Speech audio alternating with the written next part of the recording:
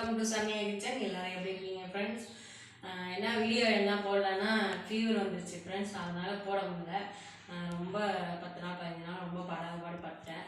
இப்போ கொஞ்சம் ஓரளவு ஃப்ரீயாக இருக்குது, இப்போ நல்லாயிருக்கேன். இப்போ வந்து என்ன செய்யலாம் நம்ம வீடியோலன்னா ப்ரெட் அல்வா செய்யலாம் அப்படின்றதுக்காக செய்ய போகிறோம். வாங்க வீடியோக்குள்ளே போகலாம்.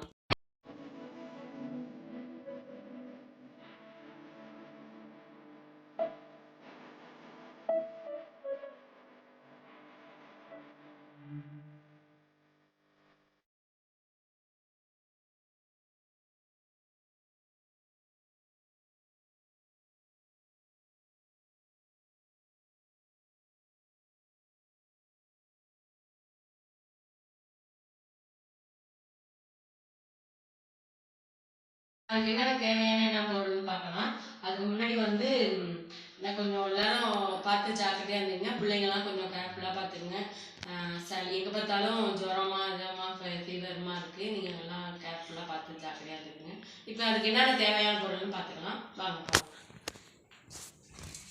அதுக்கு தேவையான பொருள் ஜீனி, ஸ்வீட் கொஞ்சோண்டு, 1 கப் மெஷர்மெண்ட் கப்பால் 1 எடுத்திருக்கேன்.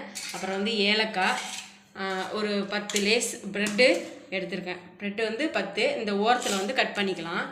அப்புறம் 1 கப் பால், நெய், பொரிக்கிற அளவுக்கு எண்ணெய் எடுத்துக்கலாம். இதை வந்து ஓரமாக இருக்குல்ல, இந்த ஓரத்தை வந்து இந்த லைஸாக அப்படியே ஓரமாக 4 பக்கமும் அதை கட் பண்ணிவிட்டு எண்ணெயில் பொரிச்சு எடுக்கணும்.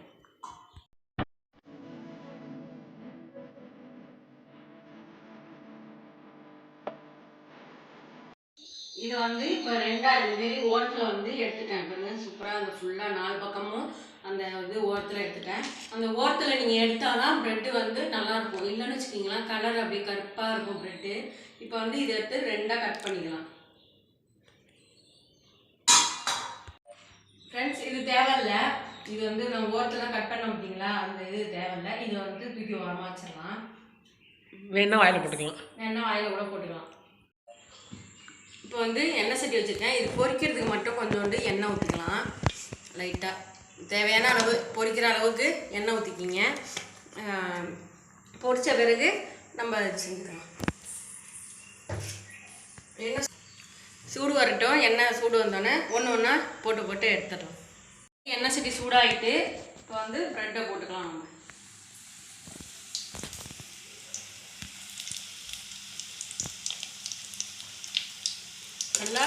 நல்லா செவந்து வரணும், நல்லா மொறுன்னு வரணும், கிறிஸ்பியாக நல்லா வந்தால் தான் உங்களுக்கு ப்ரெட்டும் நல்லா இருக்கும்.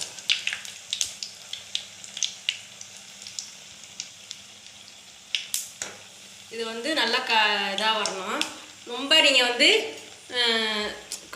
ரொம்ப கருப்பாக எடுத்துடக்கூடாது, மீடியமாக எடுத்திங்கன்னா உங்களுக்கு கலராக வரும். இல்லைன்னா ப்ரெட்டும் கருப்பாக வரும். நம்ம ப்ரெட்டு பொரிக்கிற அளவு தான் இருக்குது. நம்ம இதை பொரிச்சாதான் சரியாக இருக்கும்.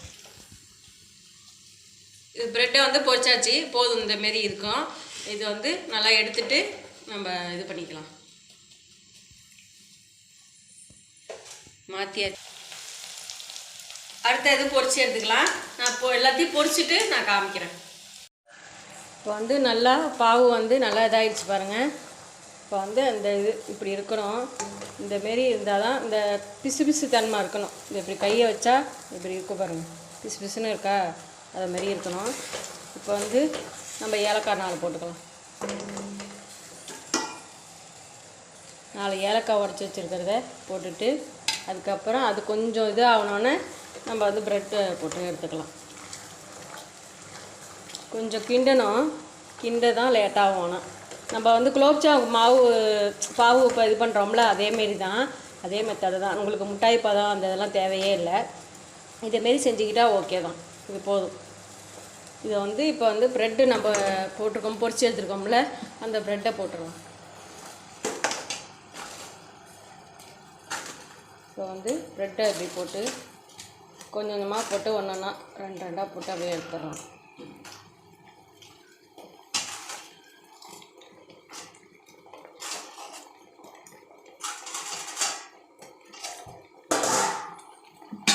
போட்டிருக்கிறத நல்லா வந்து கரையணும்.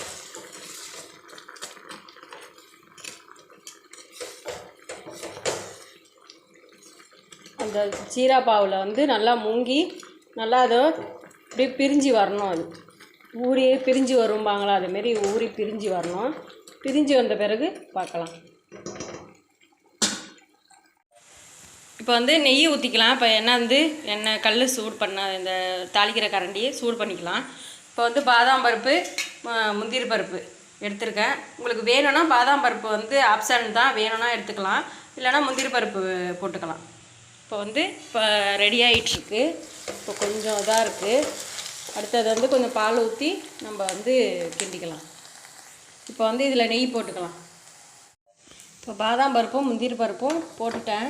போதும், ஏன்னா ரொம்ப கருகி போயிடுது, அதனால் போதும், நிப்பாட்டிடுறேன். நிப்பாட்டிட்டு ஒரு பாத்திரத்தில் எடுத்து தனியாக வச்சுக்கலாம்.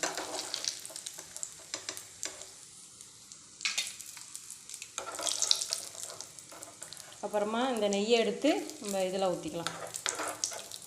ஏன்னா முந்திரி பருப்பு அந்த சூட்டில் வந்து கருகி போயிடும். அதனால் இப்போ வந்து நான் முந்திரி பருப்பும் பாதாம் பருப்பும் வதக்கணுமா, அதை வந்து தனியாக எடுத்து வச்சுக்கிறேன்.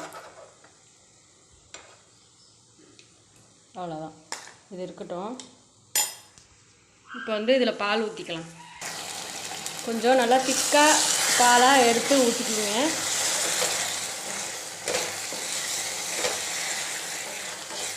இந்த பால் ஊற்றினீங்கன்னா கரெக்டாக இருக்கும்.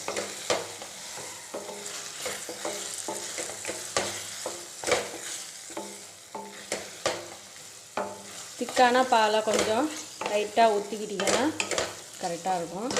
இப்போ வந்து ஏன்னா ப்ரெட்டை நான் போடும்போது கொஞ்சம் கருகி போயிடுச்சு லைட்டாக, கடைசி இது போடும்போது. அவ்வளோதான், 1/2 கப்பு பால் ஊற்றிட்டேன்.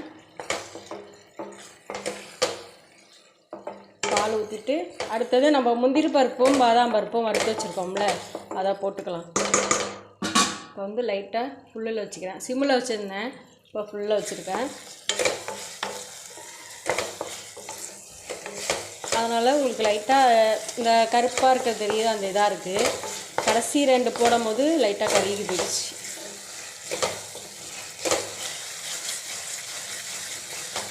கரெக்டாக வருது பாருங்க, அப்படியே கரண்டு அப்படியே பரட்டினாப்புல வருது பார்த்தீங்களா. இதுதான் கன்சிஸ்டன்சி, இதை கரெக்டான பக்குவம். இப்போ வந்து நீங்கள் வேணும் பால் பத்தலைன்னா பால் ஊற்றிக்கலாம். நான் 1/2 கப்பு பால் ஊற்றிருக்கேன்.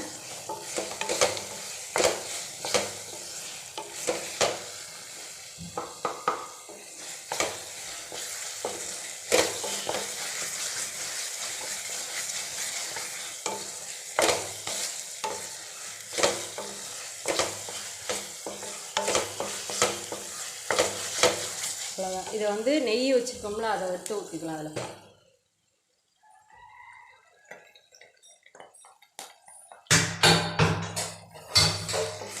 சும்மா வாசனைக்காக சும்மா கொஞ்சோண்டு நெய்.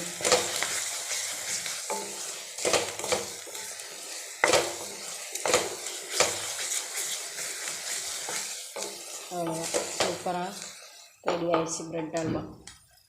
இப்போ வந்து முந்திரி பருப்பும் பாதாம் பருப்பும் போட்டிருக்கிறத போட்டுக்கலாம்.